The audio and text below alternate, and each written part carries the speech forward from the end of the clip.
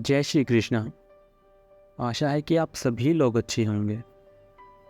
आज की कहानी है सासू माँ, मोनिका और तुषार। इन दोनों ने भागकर शादी कर ली। मोनिका मात्र 20 साल की है और तुषार 25 साल का है। मोनिका अमीर घर से थी और तुषार मध्यम वर्गीय था। मोनिका के घर वालों को इस रिश्ते से विरोध था। उसके पिता को मोनिका के लिए अमीर लड़का चाहिए था। वैसे भी मोनिका के पापा के मुताबिक उसकी शादी करने की उम्र अभी नहीं है। थोड़ी सी समझ आने पर वह तुषार को भूल जाएगी, ऐसा मोनिका के पिताजी को लगता था। तुषार के माता पिता को इस शादी से कोई दिक्कत नहीं थी। मोनिका की पढ़ाई पूरी हो और तुषार को भी अपने करियर पर अच्छे से ध्यान देना चाहिए, ऐसी उनकी इच्छा थी। बाद में वक्त आने पर वह मोनिका के माँ पापा से बात कर लेंगे, ऐसा उन्होंने तुषार को बोला था। एक बार मोनिका और तुषार को बाहर घूमते हुए मोनिका के भाई ने देख लिया। वो मोनिका को ज़बरदस्ती घर ले गया। उसके घर एक ही तमाशा होने लगा। उन्होंने मोनिका का घर के बाहर जाना बंद करवा दिया। लास्ट में शांति देखकर उन दोनों ने भागकर शादी कर ली। मोनिका के घर वालों ने उससे सारे रिश्ते तोड़ दिए। कहा, तुम कभी खुश नहीं रहोगी, हम तुम्हें ऐसी बद्दुआ देते हैं। तुषार के घर वालों को भी उनका विरोध नहीं था, पर उन दोनों के दिए हुए निर्णय से वो खुश नहीं थे। उन्होंने कहा, हमें एक बार बताया तो होता, हम कोई ना कोई मदद कर देते, हम मोनिका के घर वालों से इस बारे में बात करते, ऐसे तुषार को उन्होंने कहा। पर अब जो हुआ सो हुआ। उन्होंने मोनिका को बहू के रूप में स्वीकार किया। मोनिका और तुषार को लेकर वह मोनिका के मायके भी गए, पर मोनिका के पापा अड़े हुए थे। उन्होंने मोनिका का चेहरा देखना भी पसंद नहीं किया। पापा के खिलाफ जाने में माँ की हिम्मत नहीं हो रही थी। मोनिका के लिए मायका पूरी तरीके से छूट गया था। धीरे धीरे मोनिका का तुषार के घर में मन लगने लगा। अब अपना जो कुछ भी है वो यहीं पर है, यह उसे समझ आ गया था। मोनिका बड़े लाड प्यार से बड़ी हुई है। उसे कोई भी काम की आदत नहीं थी और हमें ही उसे सब कुछ सिखाना पड़ेगा। ये बात मोनिका की सास यानी कि तुषार की माँ को पता थी। सब कुछ अच्छा चल रहा था, पर नियति के मन में कुछ अलग ही चल रहा था। उनकी शादी को जैसे तैसे 1 साल हुआ था और एक एक्सीडेंट में तुषार दुनिया छोड़कर चला गया। सभी पर दुख का पहाड़ टूट पड़ा। बहरी जवानी में अपने बेटे की मृत्यु होने के कारण तुषार के पापा को जबरदस्त मानसिक धक्का लगा। मोनिका भी पूरी तरह से टूट गई थी। अभी तो उनकी गृहस्थी शुरू ही हुई थी। मोनिका के मायके वालों को भी यह बात मालूम पड़ी, तब भी मोनिका के मायके वाले वहां नहीं आए। तुषार की माँ इन सब में धैर्य से बर्ताव कर रही थी। तुषार के अंतिम संस्कार का कार्य निपटाकर उन्होंने मोनिका को उसके मायके छोड़ाने का निर्णय पक्का किया। मोनिका अपने मायके जाने के लिए तैयार नहीं थी। उन्होंने मोनिका को बहुत समझाने की कोशिश की कि बेटी, तुम्हारे सामने पूरी ज़िंदगी पड़ी है, इसे बर्बाद मत करो। मैं बात करूंगी तुम्हारे माँ पापा से, ज़रूरत पड़ी तो मैं उनके पैर तक पकड़ लूँगी। उसे समझाकर वह उसके मायके लेकर गए, पर वहाँ भी उन्हें निराशा ही मिली। उसके मायके वालों का गुस्सा मोनिका पर से कम नहीं हुआ था। तुषार की माँ ने बहुत मनाने के बाद भी मोनिका को उसके पापा ने माफ़ नहीं किया। उसके पापा ने कहा, अगर आपको वह बोझ लग रही है तो उसे कुएं में ढकेल दो। तुषार के माँ पापा मोनिका को घर वापस लेकर आए। मोनिका के वापस घर आने से घर के बाकी लोग थोड़े नाराज़ थे।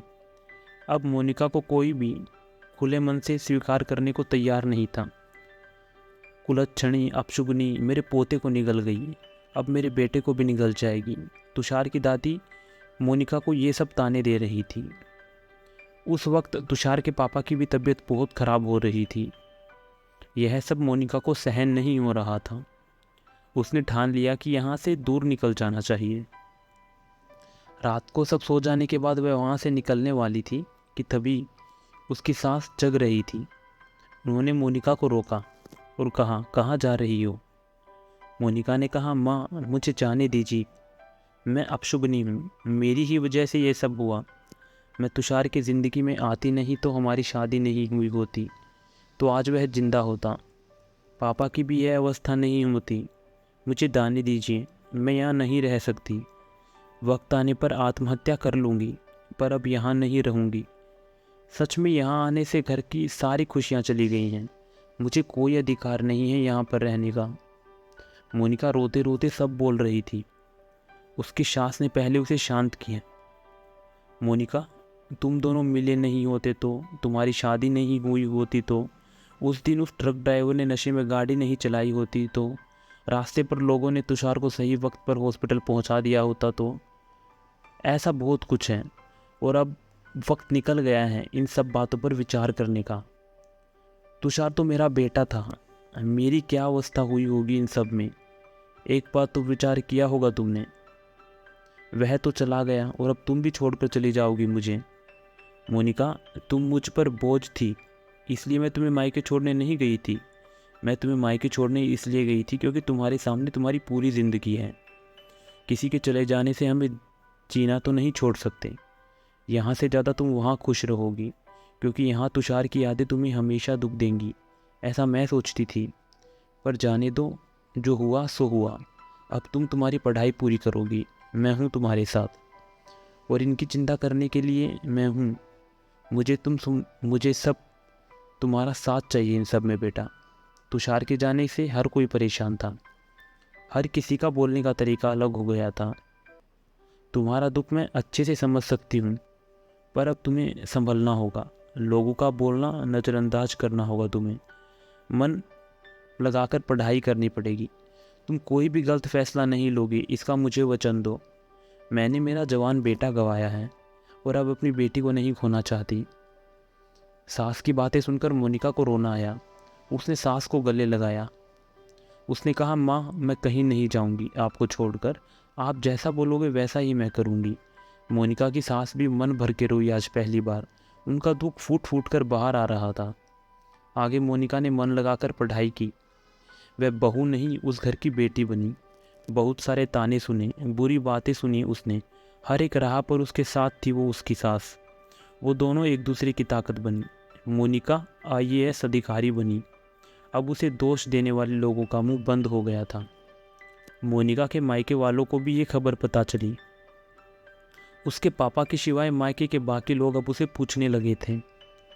सास ने अच्छा जोड़ीदार चुनकर मोनिका की दूसरी शादी करवाई। शादी के बाद भी मोनिका अपनी इस सास को कभी नहीं भूली।